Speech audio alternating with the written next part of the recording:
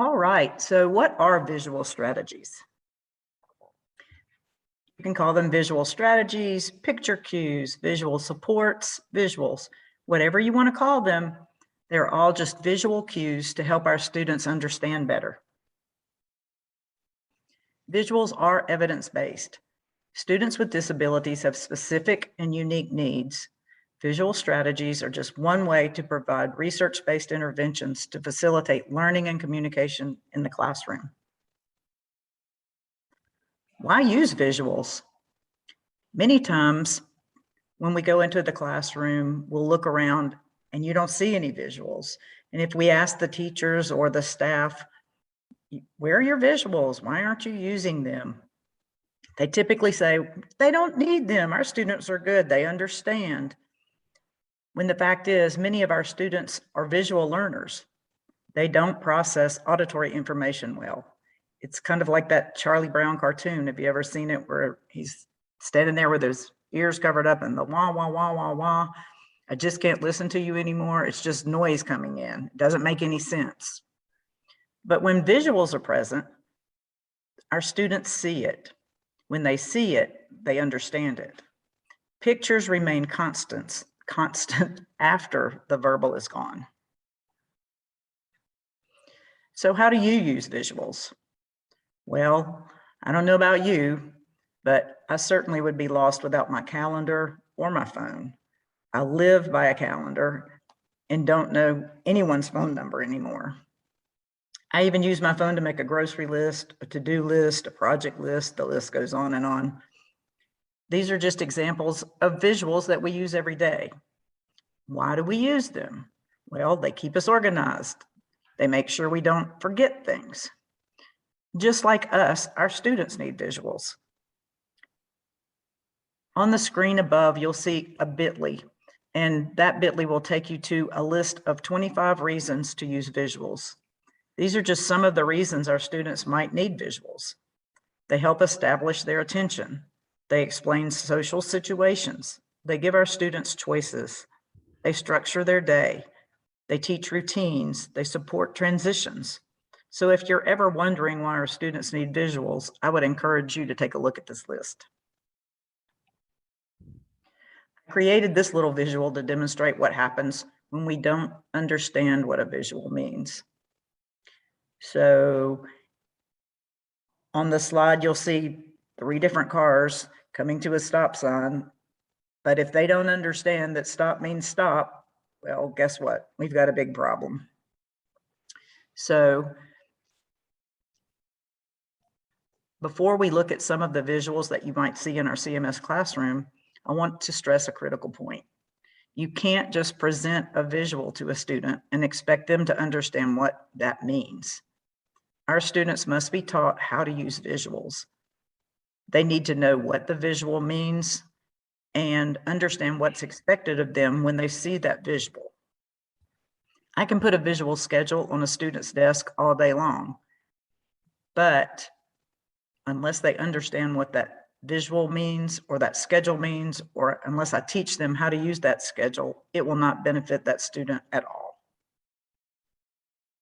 So what kinds of visuals are in our classrooms? We have visuals for lanyards. Think of these as receptive cue cards. They can be used anywhere. They're portable. The lanyards have requests like sit, work, quiet hands, stop. They're the frequently used requests that we use throughout the day. Remember, you have to teach the student what the visual means. So, for example, let's take one and kind of walk through that. Think about the student who is out of their seat and running around the room. Think about the steps needed to teach that student how to go back to their seat if they were using a visual cue card. Use your prompting hierarchy. So first, you're going to show the student the sit card. You're going to wait, give them time to process that visual information. If they don't do anything, then next you're going to give them a verbal request and pair it with that sit card. You're going to give them time to think about it. Then if that still doesn't work, you're going to use a partial physical assist along with the visual and the verbal cue. And if that still doesn't work, then you're going to physically help the student go back to their seat and sit down while you show them the visual and give them the verbal prompt. You can use this strategy with any of the visuals on the lanyard. First then boards. The first is a non-preferred task, something like work or math, something they don't like to do. The then is the reinforcer. It could be something like an iPad, music, a walk. So you might set up your first then board with first math, then iPad. It's not a first, second, third task analysis. It's the way we get the student to do a non-preferred task. This teaches work behaviors. First, the expected behavior, then the reinforcement. Try letting your students choose the then behavior. That way they're more motivated to do a non-preferred activity. Help cards. On this screen, you'll see two different types of help cards. The one with the hand is for younger students. They can hold it up in order to request help. The red-green card actually has red on one side and green on the other side.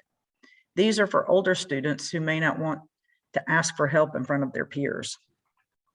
They can place the card on their desk, and if they turn the red side up, they need help.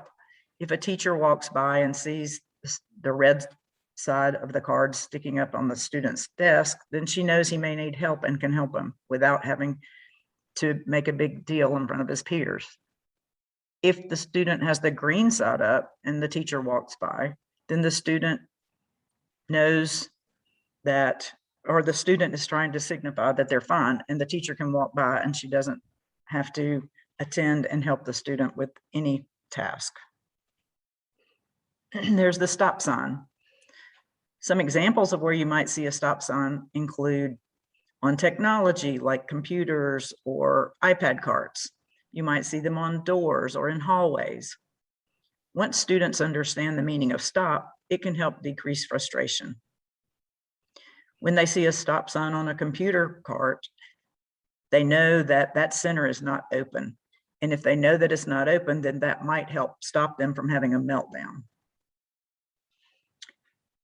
When the student runs towards the door and they see a stop sign, then they know that they have to stop. This could help decrease some of the elopement issues. One way you might teach the concept of stop to younger students is to play the game red light, green light. Use the stop sign as the red light and use a green visual for the go. The wait card. Wait is such an abstract concept, it's hard to understand, but it's a life skill that we all have to learn. We all have to wait. You wait in the lines in the grocery stores, you wait at the checkout counter, we wait in lots of places. Many times we're so afraid that our student is going to have a meltdown, we give them their way. We let them have what they want. So if they want to be first in line, say, we let them do it because we don't want to deal with them when they have their meltdown. But what we really need to do is to teach them the life skill. Here we need to teach them to learn to wait. One of my favorite examples of how to do this is, say you have students coming in from a hot day and they're going to the water fountain. They have to wait their turn to get their water. So for our student who needs to learn to wait, you hand them a wait card, and we might let them be first or second in line to start with. When they get to the water fountain, they hand the wait card to the teacher. The next day they come in, we put them a few more students back. Again, they have their wait card. When it's their turn, they hand their wait card to the teacher. You do this repeatedly until the student's more towards the end of the line. Then they learn to wait without having their meltdown, and they learn to use their wait card.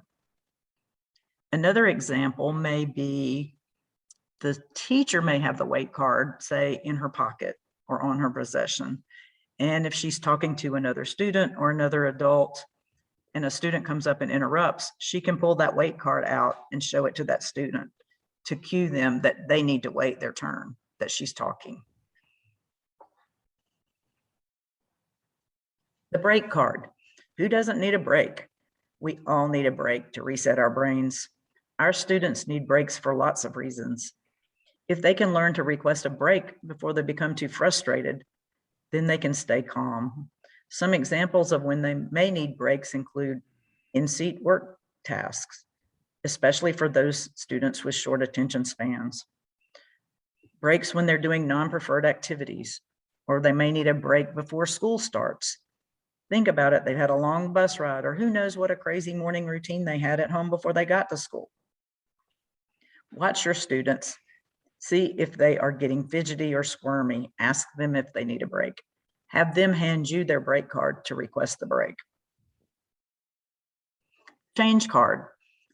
This is primarily used with visual schedules, which we'll talk about in a minute, but it can be used to indicate various changes throughout the day, like changes with the teachers, changes in bus routes, changes with disbursements, and so on. We'll talk a little bit about visual schedules. There are numerous types of visual schedules. They need to be designed to meet the individual needs of our students. There are object-based schedules, picture-based schedules, and written schedules.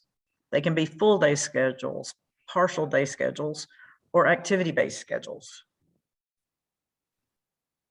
Why individualize student schedules? Well, it builds independence and helps manage anxiety. It allows a student to know what activities will occur throughout the day and provides structure.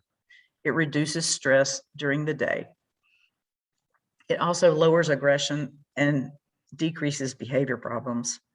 Many times a teacher puts a schedule on the board, but that may not be enough for some students. They need a schedule that fits and meets their needs. They need to take ownership of their schedule, and it needs to be interactive. When building a schedule, remember to utilize age-appropriate and skill-appropriate schedules for students. Select the type of schedule that the student will be able to follow on their worst day, and remember to teach them what each symbol means. Do they need object schedules? Do they need picture schedules? Do they need written schedules? Do they need schedules with Velcro pull-offs and so on? Do they need to put check marks beside the pictures on their schedule as they complete the task? Sometimes I've seen different ways to indicate finished or done. On some schedules, you may have it so that they're Velcro pull-offs and the student does the task, and when they're finished, they put it in the done column, like you see on our slide here. Other times they may have a Velcro pull-off and they take it to the center where they're going. Sometimes I've even seen like little library pocket cards. So once they finish the task, they put it in there. Think about your student and what works best for them. When using a schedule, make sure to warn the student as soon as possible if there's going to be a change. Don't just post the schedule. Make sure the student interacts with their schedule. Have the student take ownership. Here in this slide, they used an X to show changes in the schedule, but you could also use the change symbol like we had earlier. Token systems. There are many different types of token systems, but the basic principle is that the student earns a certain number of tokens by engaging in a desirable behavior, and then they exchange the tokens for a favorite reinforcer.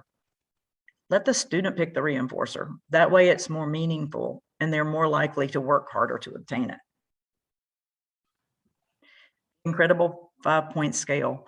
Carol talked about this earlier, but just to sort of reiterate a little bit, you have to teach the student about the scale and what each of the numbers represent. So when the student is calm and feeling good, you could sit down with a student and just go over that incredible 5-point scale with them and talk to them a little bit. I'm feeling happy today. I'm in the green zone. It's number 1. Number 2, everything's fine. I'm in the blue zone. Oh, uh-oh, I'm feeling a little anxious. Something's wrong. I'm in that yellow zone.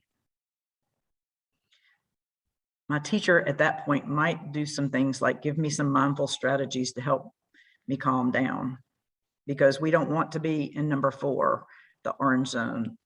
I'm feeling angry and I really need to calm down. Here, my teacher may send me to the mindfulness corner so that I can help get myself back together. And 5, it's too late, I'm out of control, and you're really going to have a hard time reasoning with me. Know too that there are different 5-point scales for different things. You don't just have to use it for feelings. You can use it for, say, teaching students to use the appropriate voice level in class. So you can make a voice meter. There are also different types of scales. You can create your own. Think about what that student needs. When you're creating your scales, try to pick things that are reinforcing for that student. Let them pick their own representation, or like they might use Lego Man if they like Legos. They might use the inside out characters as reinforcement. Just individualize those incredible 5-point scales for your students. Social stories. These prepare our students for real life situations. However, you need to read and review these stories ahead of time so that the student understands the story. Then you can refer back to them when the situation arises to help with the student's anxiety. So a good example of a social story might be, say, for a fire drill. And if you know your principal is going to have a fire drill that day, then read the story that morning before the fire drill happens. Then you can help prepare that student in advance. Then when the actual fire drill goes off, the student might not be so anxious and they can feel good about what's going to happen. Other examples of social stories might be lockdown drills or tornado drills. These are just a few examples. You can also use social stories to help with different behaviors and individualize them.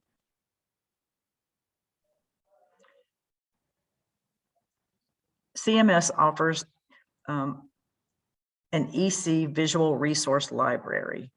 So on the screen, you'll see the bit.ly for the visual resource library. I encourage you to write this bit.ly down. You can also find it on the EC homepage.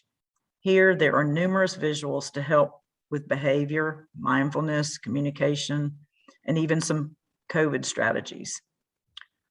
All you need to do is to click on the visual that you want and print it. If you have some other visuals that you would like to add, there is a link for that also. And as Carol said, there's the EC virtual calming library. And here on your screen is the bit.ly for that also. Please write this down. There's so many resources available to you. You'll see the ones Carol talked about here, as well as many, many more. If you have any questions that come up later about the material that Carol and I have presented today, please email us. Our email addresses are on the screen. Feel free to contact us at any time. Thank you so much for joining us today. We hope that you learned something new. And remember, stay calm and be mindful as you use your visuals.